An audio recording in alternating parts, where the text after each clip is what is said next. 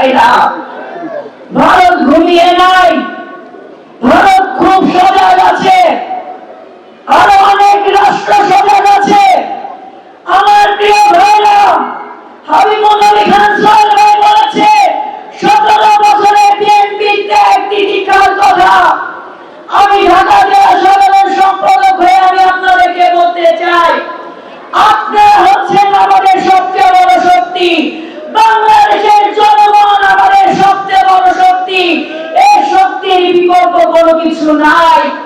তাই তারেক রহমান যে বার্তা দিয়েছেন, জনগণকে সাথে রাখেন, জনগণকে পাশে রাখেন, জনগণের কাছে বিএনপির আদর্শ, উদ্দেশ্য, দেশ নিয়ে ভাবনা, সেটি আপনারা জনগণের কাছে পৌঁছে দিন।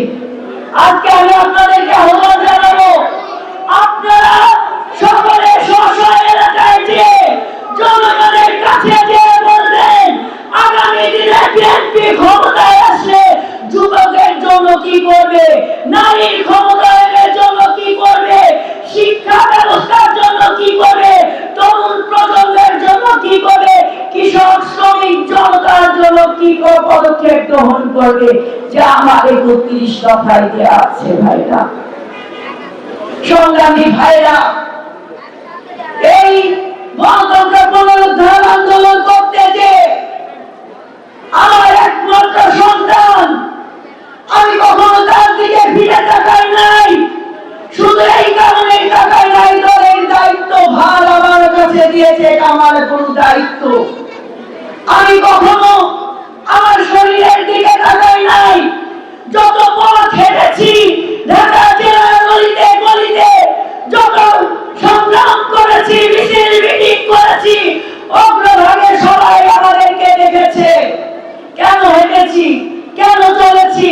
কারণ আমরা বিশ্বাস করি, যত পথ হাঁটবেন জনগণ তত বেশি আপনার সাথে সম্পৃক্ত হবে। ভাইরা, তত বেশি আমাদের শক্তি মজবুত হবে, যে শক্তি মজবুত করে দিয়েছিলেন শহীদ প্রেসিডেন্ট জিয়াউর রহমান, যে শক্তি আরো মজবুত করেছেন দেশনেত্রী বেগম খালেদা জিয়া, যে শক্তি আরো মজবুত হয়েছে দেশনায়ক জনাব তারেক রহমানের নেতৃত্বে। ভাইরা, ষড়যন্ত্র কিন্তু জাতীয়তাবাদের নেতাকে ধ্বংস করার জন্য।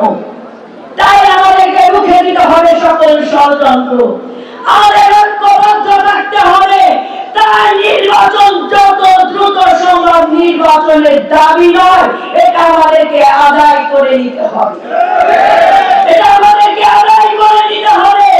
কারণ জনগণের ভাগ্য নিয়ে আর কোন ছিনিমিনি খেলতে দেব না কোন গোষ্ঠীকে আমরা। ভাইরা, আজকের এই সভায় আমাদের প্রধান অতিথি বক্তব্য রাখবে।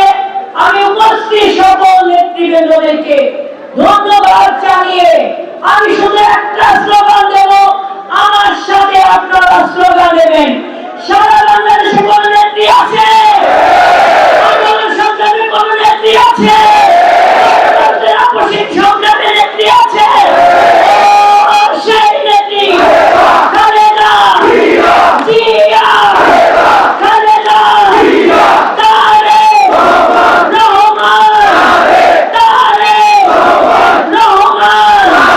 বাংলাদেশ যাবে কোন পথে?